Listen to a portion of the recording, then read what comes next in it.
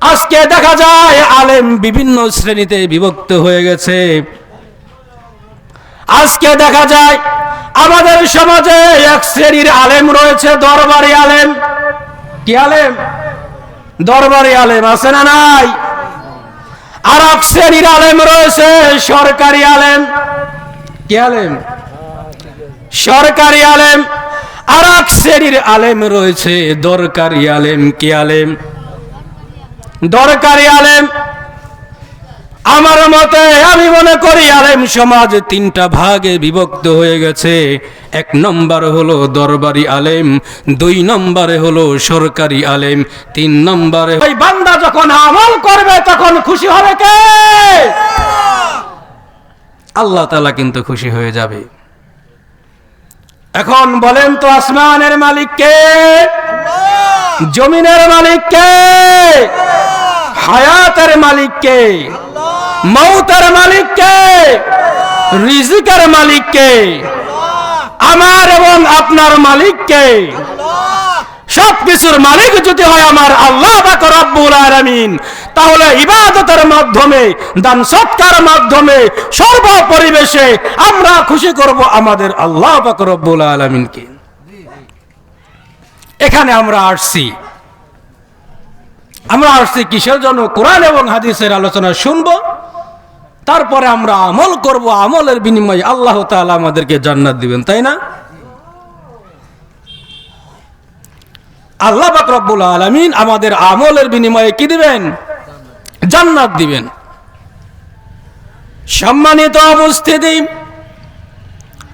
আল্লাহ পাক রব্বুল আলামিন আপনার আমার আমলের বিনিময়ে জান্নাত দিবেন।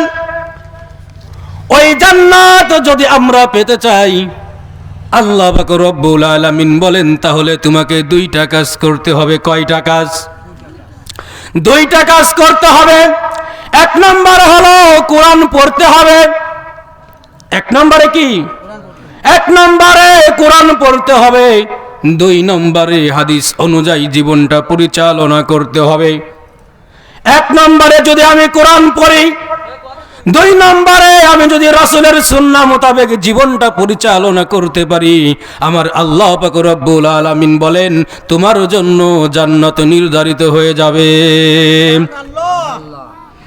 এখন আসুন, আল্লাহ পাক রব্বুল আলামিন বলেন কোরআন পড়ার জন্য, আল্লাহ পাক রব্বুল আলামিন বলেন কোরআন অনুযায়ী আমল করার জন্য। কিন্তু আজকে এক শ্রেণীর মানুষ রয়েছে আমাদেরকে এই কোরআন থেকে দূরে রাখতে চায়। কথা বলেন ঠিক না বেঠিক? শুধু তাই নয়, আমাদের দেশের ভিতরে, আমাদের সমাজের ভিতরে আজকে দেখা যায় আলেম বিভিন্ন শ্রেণীতে বিভক্ত হয়ে গেছে। আজকে দেখা যায় আমাদের সমাজে এক শ্রেণীর আলেম রয়েছে দরবারি আলেম। কি আলেম? দরবারি আলেম আছে না নাই? আর এক শ্রেণীর আলেম রয়েছে সরকারি আলেম। কি আলেম? সরকারি আলেম। আর এক শ্রেণীর আলেম রয়েছে দরকারি আলেম। কি আলেম? দরকারি আলেম। আমার মতে আমি মনে করি আলেম সমাজ তিনটা ভাগে বিভক্ত হয়ে গেছে। এক নম্বর হলো দরবারি আলেম, দুই নম্বরে হলো সরকারি আলেম, তিন নম্বরে হলো দরকারি আলেম। আসুন আমরা একটু মুজাকারা করি, দরবারি আলেম কারা? আমাদের সমাজের ভিতরে ভাইরাস ঢুকে গেছে, এমন একটা ভাইরাস আমাদের সমাজের ভিতরে, আমাদের রাষ্ট্রের ভিতরে, এমনকি আমাদের সংসারের ভিতরেও ঢুকে গেছে। সেটা হলো কি? পীর মুরিদি ব্যবসা। সেটা কি? পীর মুরিদি ব্যবসা। এই পীর মুরিদি ব্যবসা যারা করে, যারা ভণ্ড পীরের দরবারে থাকে, যেই সমস্ত উলামায়ে কেরাম আসলে প্রকৃত তারা আলেম নয়, তারা আলেমের লেবাস লাগাইছে। কি লাগাইছে? ওরা আলেম না, কিন্তু আলেমের লেবাস লাগাইছে। ওরা সমাজের ভিতরে বুঝায় আমরা বড় আলেম, কিন্তু আসলে ওরা আলেম না, ওরা হলো দরবারি আলেম। কি আলেম? দরবারি আলেম।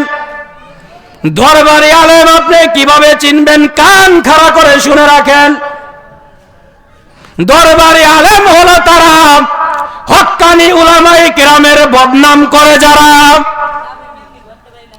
শুধু তাই নয়, দরবারি আলেম হলো তারা, হক্কানি পীর মাশায়েখের বদনাম করে যারা, দরবারি আলেম হলো তারা। দেখবেন নামাজ নাই, রোজা নাই, হজ নাই, যাকাত নাই, আছে শুধু তাদের জিকির আর জিকির। কি আছে? শুধু জিকির। তারা মনে করে নামাজ পড়ার দরকার নাই, শুধু জিকির করলেই চলবে। তারা মনে করে শুধু জিকির করলে চলবে, নামাজ না পড়লেও চলবে। এখন আসেন, তারা যেই ফর্মুলায় জিকির করে, তাদের মুখ দিয়ে এমন এমন বাক্য বের হয় যেই জিকিরের ভিতরে আল্লাহর নামও নাই, নবীর নামও নাই। সেই জিকির আছে না নাই? আমাদের সমাজে এমন জিকির আছে না নাই? জিকিরের ভিতরে আল্লাহর নামও নাই, রাসূলের নামও নাই, আছে শুধু উল্টা পাল্টা। এখন আসেন, সরকারি আলেম কারা? সরকারি আলেম হলো তারা যারা রাসূলের হাদিসকে বাদ দিয়ে এখন বিভিন্ন ফর্মুলা বের হয়েছে, বিভিন্ন সেমিনারে, বিভিন্ন আচার অনুষ্ঠানে যারা যাকে ইচ্ছা তাকেই জান্নাতের টিকিট দিয়ে দেয়, যাকে ইচ্ছা তাকেই জান্নাতে পাঠিয়ে দেয়, তারাই হলো সরকারি আলেম। শুধু তাই নয়, বড় বড় সেমিনারের ভিতরে দেখা যায় যাকে ইচ্ছা তাকেই জান্নাতে পাঠাই দেয়। আপনাকে কে অধিকার দিয়েছে যাকে ইচ্ছা তাকে জান্নাতি বলার জন্য? যাকে ইচ্ছা তাকে জান্নাতি বলার ক্ষমতা আপনাকে কে দিয়েছে?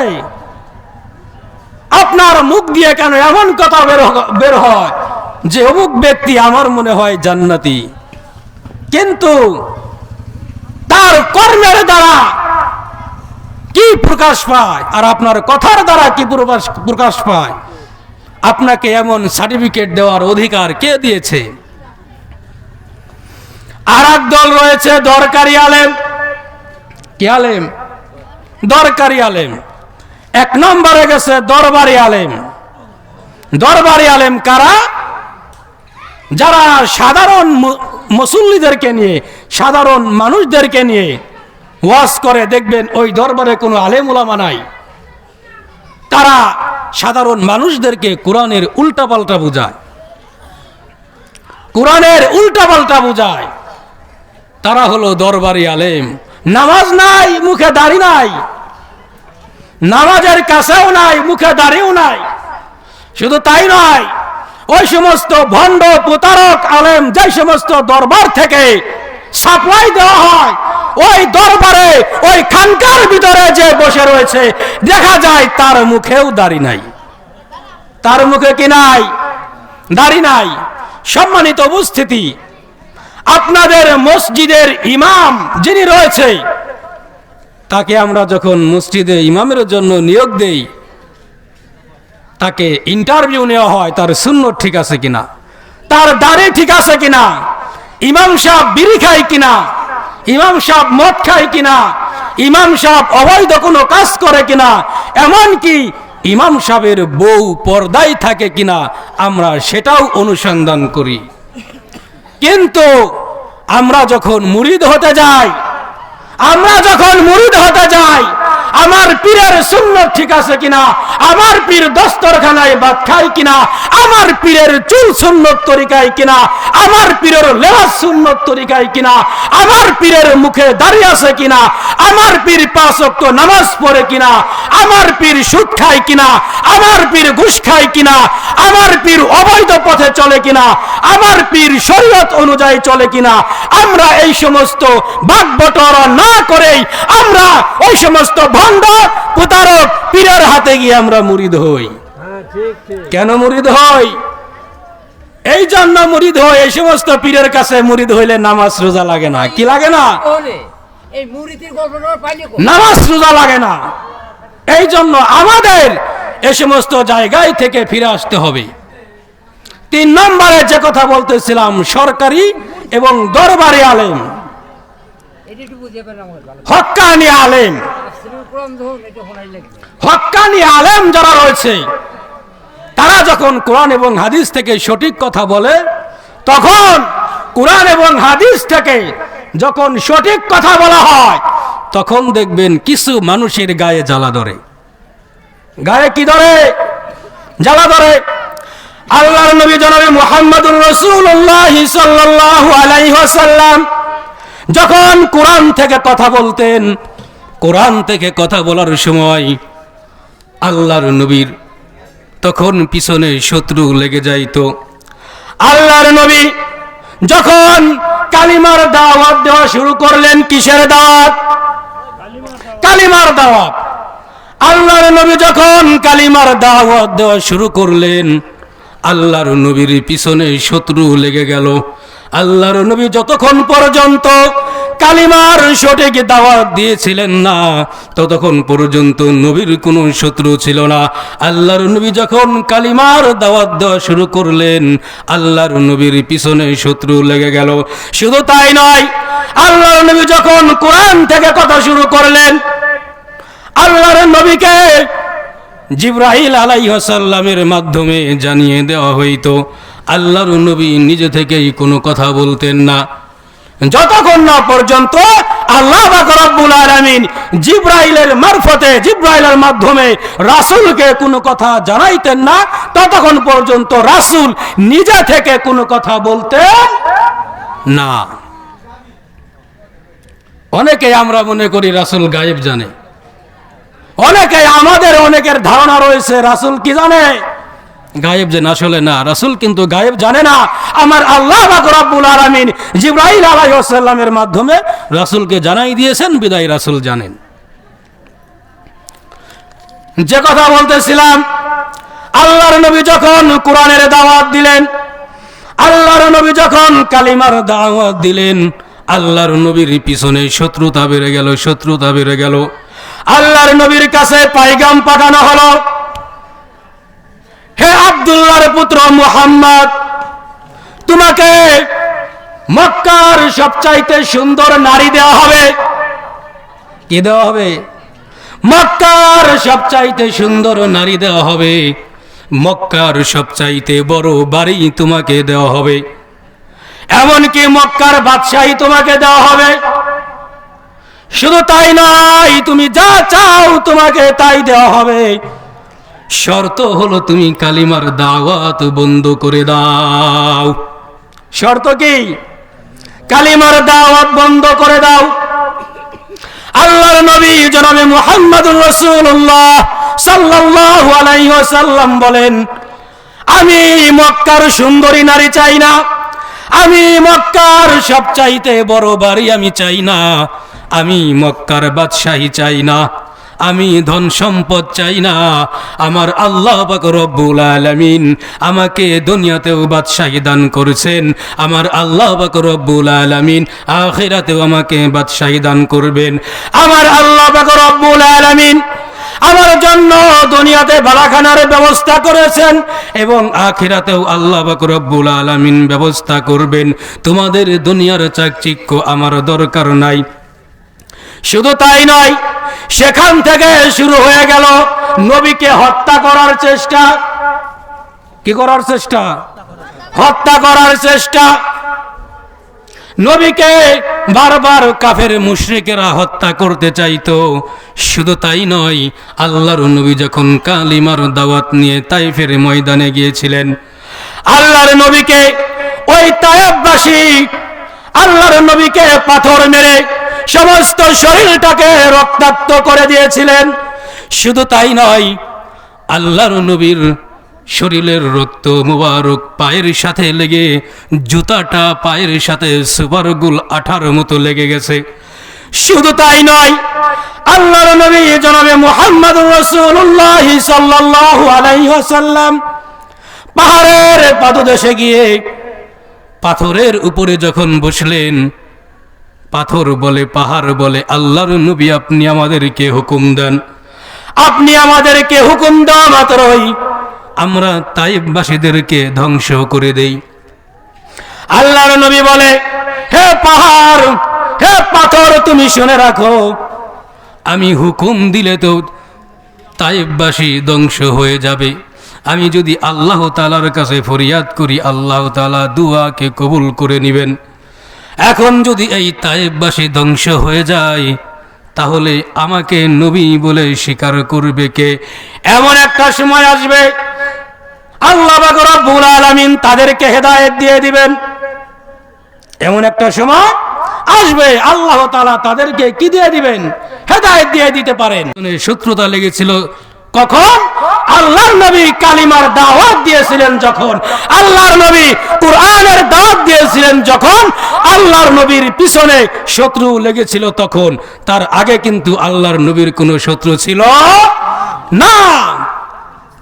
তেমনি ভাবে বর্তমান যুগে একই কায়দায় কোরআনের হক কথা যারা বলবে, কোরআনের পথে যারা থাকবে, কোরআনের সত্যের বাণী যারা প্রচার করবে, একই কায়দায় তাদের বিরুদ্ধে দেখবেন লোকজন আছে না নাই?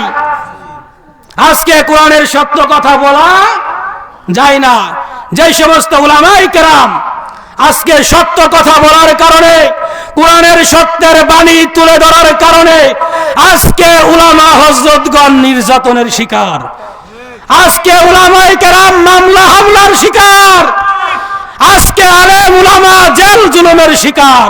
তার কারণ হলো এই উলামায়ে কেরামের চিন্তাধারা ছিল কিভাবে পথভুলা মানুষেরা সঠিক পথে আসতে পারে, কিভাবে যারা কোরআন থেকে দূরে রয়েছে তারা কিভাবে সঠিক পথে আসতে পারে, কিভাবে এই মানুষেরা কোরআন এবং হাদিসের ছায়াতলে আসতে পারে।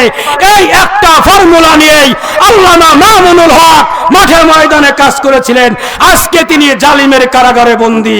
এমনকি শিশু বক্তা মাওলানা রফিকুল ইসলাম দামাত বরকাতুহু মাদ্দাজিলুল আলিয়া, তিনিও জালিমের কারাগারে বন্দী ছিলেন। আজকে তিনি মুক্ত বাতাসে হাওয়া খাইতেছে। এমনকি মাওলানা আমির হামজা কুষ্টিয়া সাহেব, তিনিও জালিমের কারাগারে বন্দী ছিলেন। আজকে তিনি মুক্ত বাতাসে।